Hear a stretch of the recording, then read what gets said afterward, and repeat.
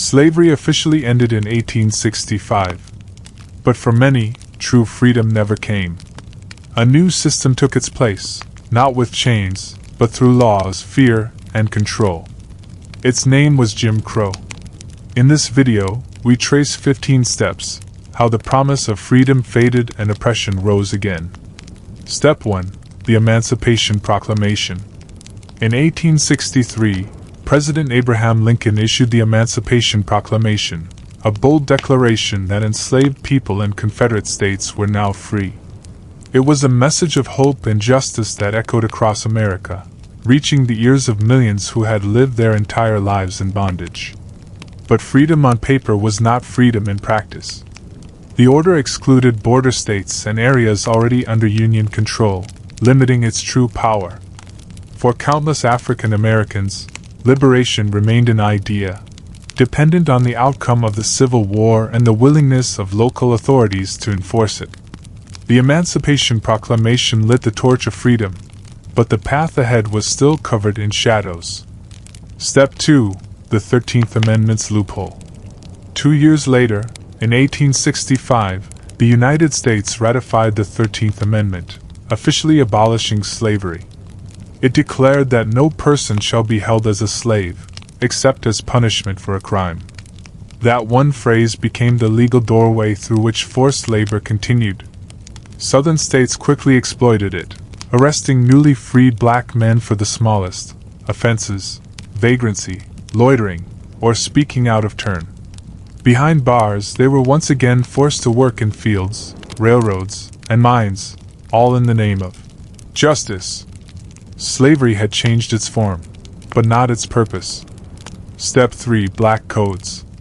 After the war, white lawmakers in the South created black codes, laws that controlled nearly every aspect of black life. They dictated where people could live, what jobs they could hold, and how they could move. A black man without proof of employment could be fined or arrested as a vagrant. Children could be taken from their parents and apprenticed to white employers. These codes transformed freedom into another cage, built not from chains, but from legislation. Step 4. Convict leasing. Once arrested under black codes, many African Americans entered the convict leasing system, one of the cruelest practices of the post-slavery era. State governments leased prisoners to private companies, mines, railroads, and plantations. The companies paid the state, not the worker, and treated convicts as disposable labor. Beatings, starvation, and death were common. For business owners, it was profit. For the state, it was control.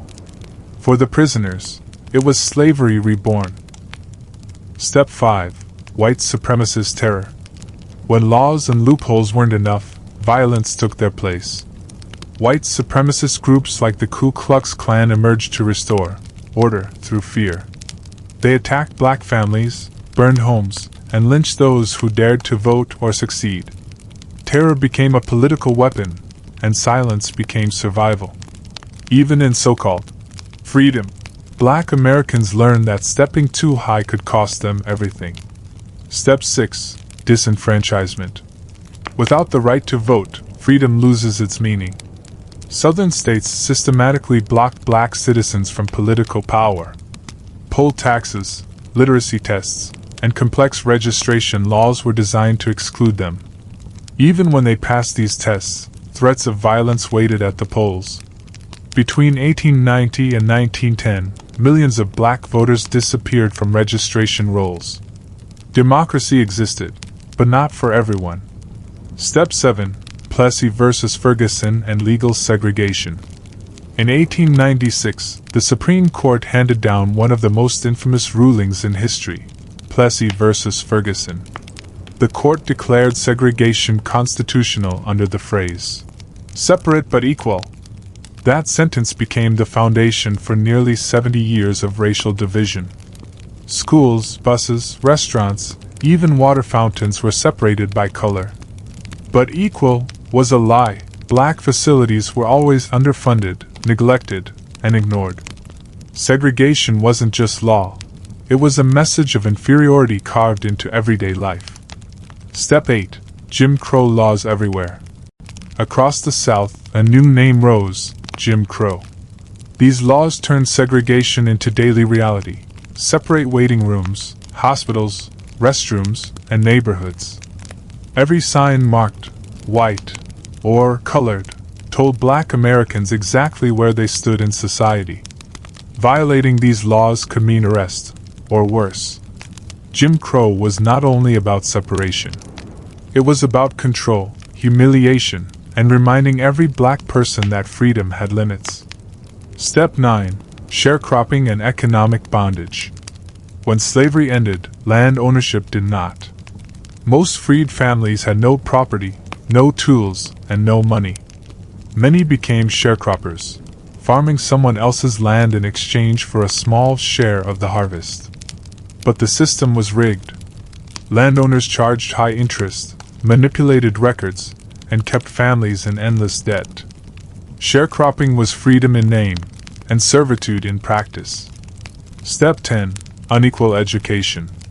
Education was supposed to be the path to equality, but under Jim Crow, it became another tool of division. Black schools received little to no funding, their buildings falling apart, while white schools thrived.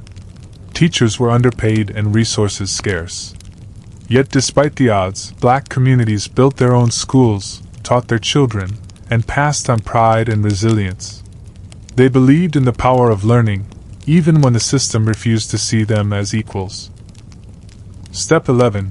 Anti-miscegenation laws. Jim Crow reached into homes and hearts. Many states passed laws banning interracial marriage and relationships. These anti-miscegenation laws made love itself a crime. Couples who crossed racial lines risked arrest, violence, or exile from their communities. By controlling marriage, white lawmakers controlled bloodlines and tried to maintain the illusion of racial purity. Even love wasn't free. Step 12. Lynchings and racial violence. From the 1880s to the mid-1900s, racial violence became public spectacle. Lynchings, brutal killings of Black men, women, and even children, were used to enforce fear. Crowds gathered to watch. Photographs were sold as postcards. Law enforcement often ignored the crimes or joined the mobs. For generations, terror hung in the air, an unspoken reminder of who held power and who could be silenced. Step 13. Sundown towns and spatial exclusion. Some towns made their racism official. Signs at city limits warned, "Don't let the sun set on you here." These were sundown towns, places where Black people were barred from staying overnight. Later, real estate covenants and redlining made sure Black families couldn't buy homes in white neighborhoods. This spatial segregation shaped American cities for decades, and its legacy still exists today. Step 14. The Great Migration. Between 1916 and 1970, over 6 million African Americans fled the South, seeking new opportunities in cities like Chicago, Detroit, and New York. They carried with them hope, faith, and dreams of equality. But the North wasn't free from racism. They found new challenges: job discrimination, segregated housing, and urban poverty. Still, the Great Migration transformed Black culture, inspiring new voices, art, and music that reshaped America forever. Step 15. The legacy that lives on. By the 1960s, Jim Crow laws were finally dismantled through the civil rights movement. But centuries of inequality cannot be erased overnight. The impacts of those systems still echo in education, housing, justice, and wealth today. Jim Crow may have fallen, but its shadow stretches long. To understand America's present, we must never forget how freedom was once replaced by oppression. These 15 steps show one harsh truth: oppression can survive abolition. Jim Crow replaced slavery not by brute force alone, but through a system of laws, economics, terror, and control. If this story moved you, please like, share, and subscribe. Tell me in the comments, which step surprised you most? Because remembering the past gives us power to change the future. Thanks for watching.